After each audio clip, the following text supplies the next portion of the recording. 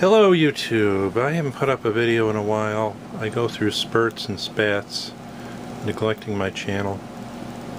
My latest project was the Hammerland SP-600.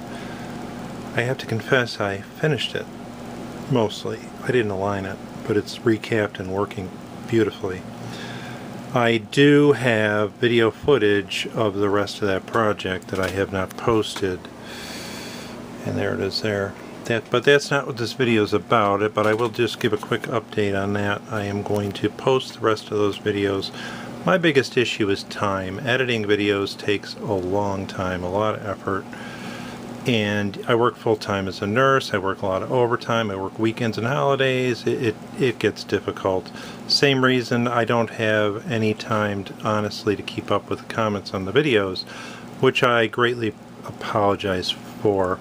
And then, you know, I go through this thing when I do have time. I start looking back and I'm like, well, do I want to answer a comment that's been on a video for 6 months or a year even?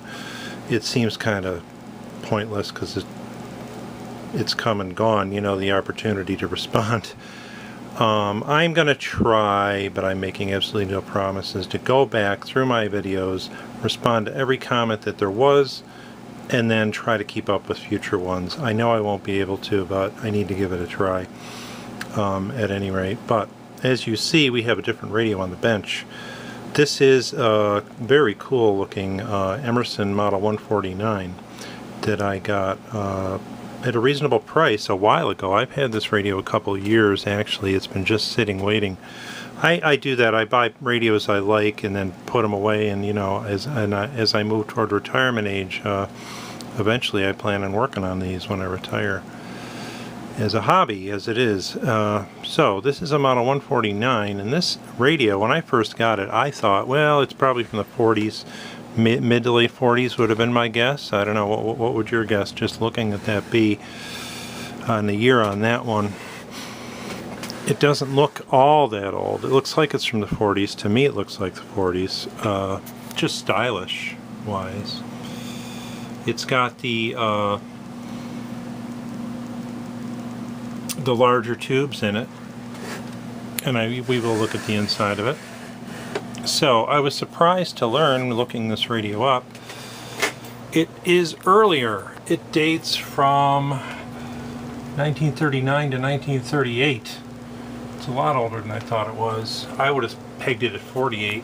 You can see that particular model has the white and Bakelite. Mine is solid Bakelite. I actually like the solid Bakelite a little better. There it is in a cream colored, same color. The back of it brown. Let's see what else. Just to start out the video with a little bit of history on it. Okay, so it's a 5-tube radio, super heterodyne. Although it does have, and I know this because I've opened it in the past, it's been a while, but I had it open. It has a transformer in it, so it's not an American 5, all American 5 series strong. In fact, if you look at the tubes, it's got an 80 rectifier tube in it. So it's not an all-American 5. It does have a transformer. And it does AM, and it also does police band, what they're calling police band, what would have been the police band back in the day. And it retailed in the walnut version for $19.95. This is back in 1937-38. And it retailed in the white and ivory, black and ivory, for $22.95, so that was more expensive. Oh, and here it is. It did 540 to 1580, which would be AM, and it did 1580 to 4200, which was what they're calling the police band, which would now be shortwave, basically part of the shortwave spectrum. And I am a member of the Radio Museum, so I did pull these schematics, and I also found them on BAMO, the Boat Anchor Manual Archive. So I have a couple different versions. this is the Bama one, and actually, as it turns out, they're the same. I haven't printed these yet. I'm going to get these printed in good quality before I actually start this project. These are rider notes, so you have the full schematic and we have the alignment procedure. And then going here, this is the one off the Antique Radio Museum, and as it turns out, comparing these, this is the rider's one. The only thing is they cut off the edge of it, so if you can see this little black line down there, that's where it said John Ryder, and then of course everything that comes off their website is stamped and my name is on it because you have to log in to print this. So that's the same as what's on Bama. It's a rider one. Now this one, and I do not remember where I got this. I had it saved already. Well, this one. This is also marked as being rider in the bottom left, and it is the same model. It's Emerson Radio, and up here AL-149. Now I don't know, this AL might be different because this is not the same rider material. Let's see, 6A7, 66, 6Q7, 25LR. Where's the rectifier? There it is. Whoops, I tried to zoom in. It wants to zoom in with the silly I'm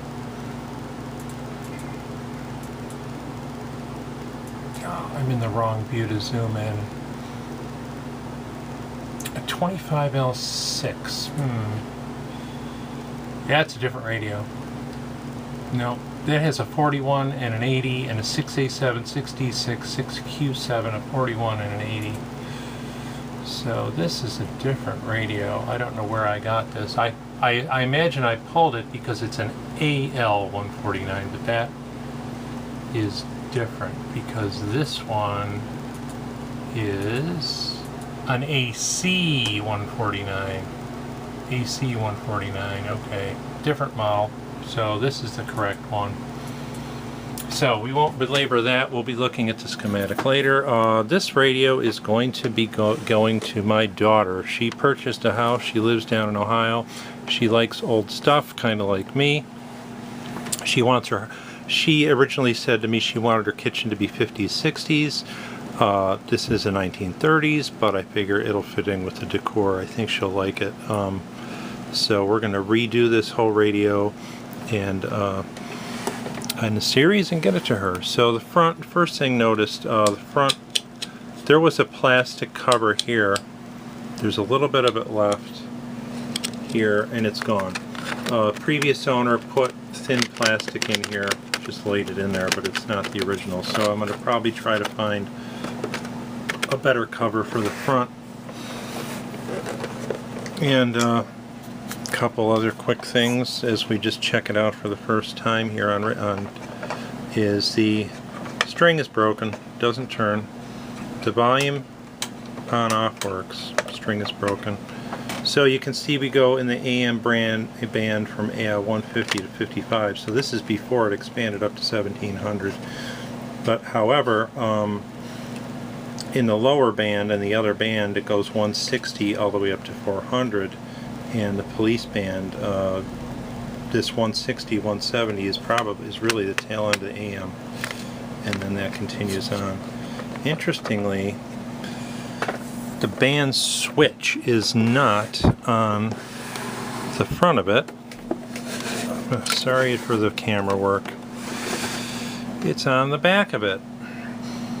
That is the band switch, I believe. At least I think it is. I have to get into it and really look. I haven't powered it up yet, although there's 3 positions on that, but I'm guessing it's a band switch because how else are we switching bands? You got to switch bands somehow. This is just an old antenna wire with a clamp, and this is the original old, it's actually not original, cut off. This is how I received it. Actually, this is pretty brittle. Maybe it is original. Who knows? So to get into this radio, it opens up a little differently. It opens from the bottom and the top comes off it. So we're going to have to open it up from the bottom. And let's look at this label quickly.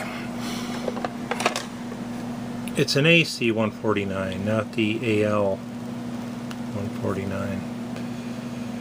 And those are just all the patents. So these feet unscrew. I've had this apart already. It does have one break. I knew this was here already. It was like it when I got it, not a big deal. The little corner that I just dropped, I'm not going to swing the camera down there. The little corner is broken on the bottom where the screw, where the foot screws into it.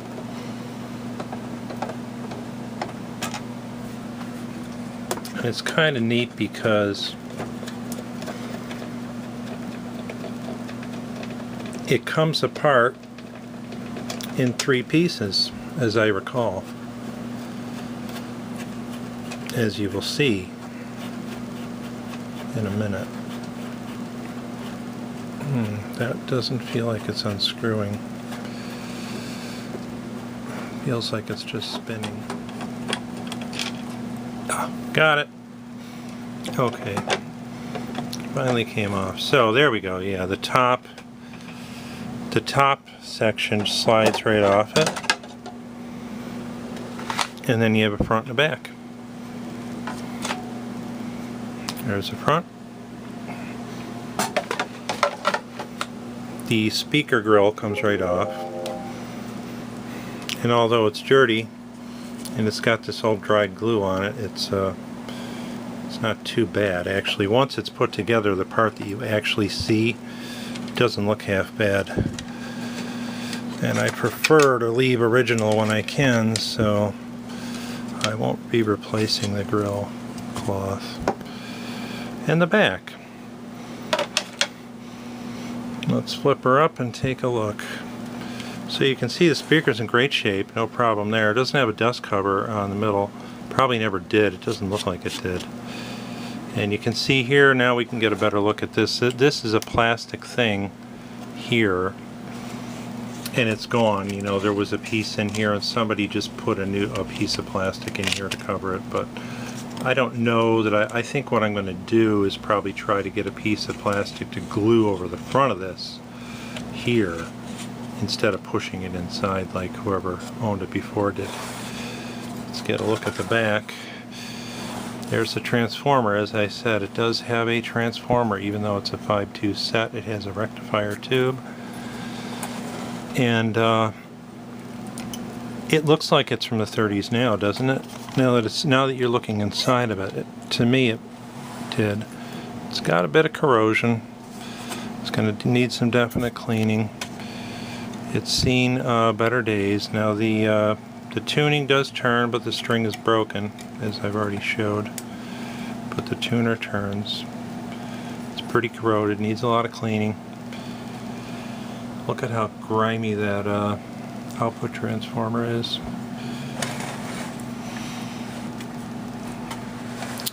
So we'll be doing some derusting. We'll be doing a lot of cleaning. Let's take a look inside.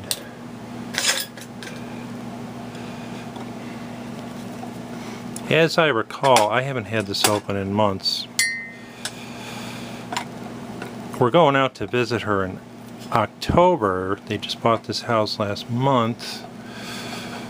We're going to drive down in October to visit. It's right now August 12th. So, applying screw, I'll find it. I'm trying to do this one-handed and it's not going well. So I have about 2 months to get this done, which, taking account my work schedule, sounds like a lot, but it's not. Actual time in here working on this. Alright, let's have a look. Now you can see it looks like 1930s. It's got the dog bone resistors. The electrolytics have obviously been replaced. And I believe all the paper caps are original. There's only a few, not a lot. 1, 2, I only see 4 of them right now. All the wire has been spliced in, so that's not the original power cord, and obviously the filter caps are not original from the 30s. I don't think this would have had a can on top, did it? No, it's just got the IF can, so No filter caps on top. They must have originally been underneath. Those are definitely newer than 1937 or 38. And but I'll replace them anyway. Any date code? I doubt it. I'm guessing 50s. Minacap dry electric capacitor, solar brand. I'm guessing 50s, just a guess. We'll replace them anyway, more than likely. Although I'll throw them on my capacitor checker when the time comes and we'll take a look. The wiring is all cloth covered, thank God. We won't have crumbling old rubber wiring to deal with. The transformer wiring looks okay. That'll be one of the first things I will do, is ohm out the transformer and make sure it is good. Hopefully it is. So it's not all that much work, you know. Change some caps, check the transformer, test the tubes, replace the power cord, and do an alignment on it. It doesn't have a lot of components. There's one mica cap, one, two, three, four paper caps, one mica cap, 2 electrolytics, and about 5 old resistors. Another mica cap hiding over there. While we're in the back of this, what I meant to do is look at this band switch. At least I think that's what it is. This is the one on the back, and basically what it does is, let me get this to focus. It puts that coil right there to my right in and out of the circuit. There it is in circuit, there it is out of circuit. So I'm guessing that is in fact the band switch, that once that coil is in circuit, it switches over to the other bands on the front. Because when you turn it, when you're going to turn it, I can't turn it now because the string's broken. Of course, this is split, so you know, one needle's at the top and one needle's at the bottom, and they're moving at this. It's one needle turning at the same time. So you got to have a switch. You're either tuning in these or you're tuning in these. It can't be continuous, in other words. So I'm guessing that's what that is. That puts this coil into the circuit and indeed switches to the other frequencies on the band. So that's kind of unique with the switch in the back. Okay, thanks for watching. Okay, so that's the project. I'm going to get the paperwork printed out. I am going to go through my supply of capacitors and see what I've got on hand, and what I don't have I will order. And I'm going to get this project started ASAP. This video I'm going to put up tonight, and then I'm going to start going back as time allows, editing out and putting up the remaining videos of the SP600.